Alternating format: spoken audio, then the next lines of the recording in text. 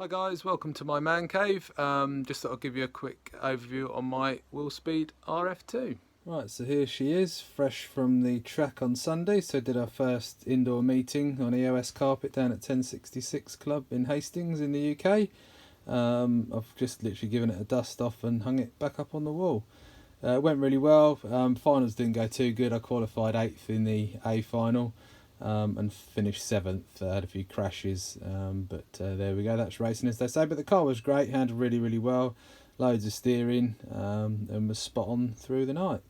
So yeah, this started out as a B6.1 and been converted into a Willspeed RF2. So we'll start at the front end here, then I'll whip the body shell off. So that's that's J Concepts front wing mount with a LMR front wing. He does two sizes. This is the smaller one, and he does one that's a little bit wider than that, so you can get your car looking like a old Pred if you want.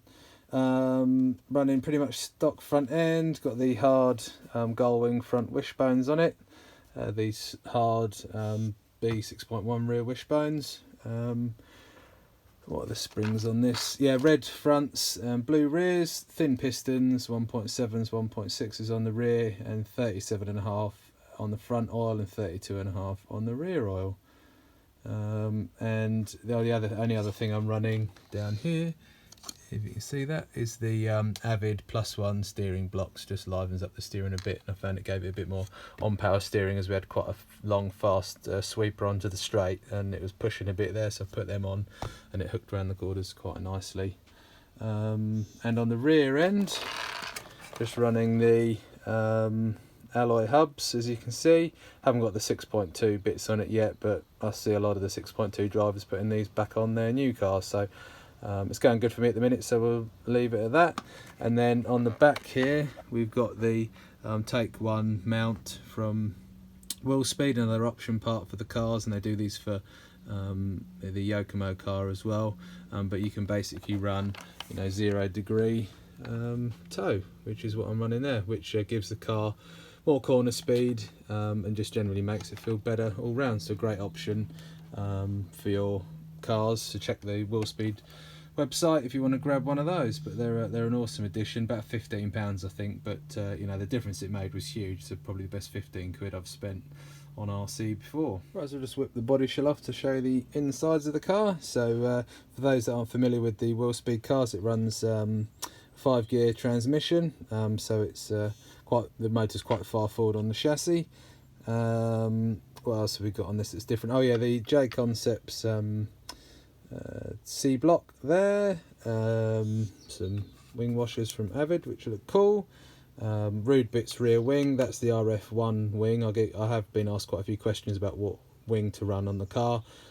These are great. They do a lightweight version. This is the stock version, but I've had this on for since the car came out basically, and as you can see it's in great condition still. Just frosted it out with a bit of Scotch-Brite pad, which looks good.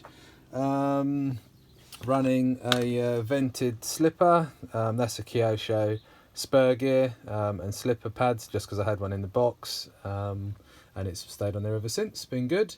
I've got the new O-ring battery mount there, which makes it very easy to swap between the low centre of gravity batteries plus the normal ones. Most of the team now, we just tend to run the bigger batteries there. This is a Core 5000 battery, as you can see. Running the antennaless receiver, MRT transponder, Hobbywing V3.1 ESC, and an old Savox servo with a bit of carbon tape on there because the orange looks crap. And then front end wise, just running a alloy steering rack, and that servo horn there's an old TLR 22 one that I had in the box. It fits really nicely and had no issues so far. And one cool thing on my car, which Will did for me, which was awesome, I don't know if you can see that, there we go. I've had the number 004 and had my name put in the car, which is pretty great. And this is the one of the first chassis that Will produced. There were 6 of us that had them in total for pre-production testing. This looks a bit different because it hasn't been clear anodised. You can see the difference between the shock tower that's been clear anodised versus the sort of raw finish on the chassis and gearbox. But I really like it. I think it looks cool, and it's got my name on it. So I'll never sell this beast. It will hang on the wall with all my other cars once it's done its duties. So there you have it. That's my Willspeed RF2. Catch you soon, guys. Cheers.